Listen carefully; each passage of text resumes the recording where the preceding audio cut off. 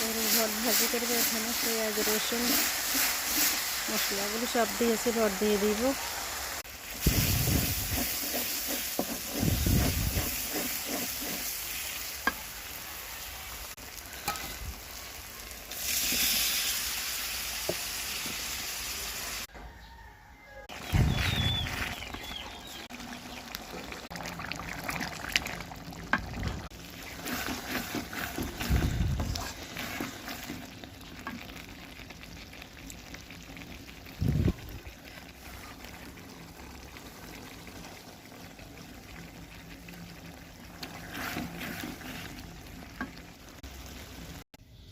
গরুর ভট ভাজি শেষ।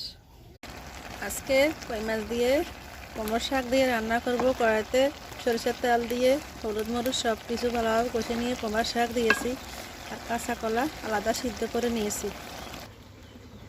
এখানে কাঁচা কলা সিদ্ধ করা কলা দিয়েছি। কই মাছ ভেজে নিয়েছি, ভেজে রাখা মাছ দিয়ে দিব। রান্না শেষ, ধনিয়া পাতা দিয়ে নামিয়ে নিব।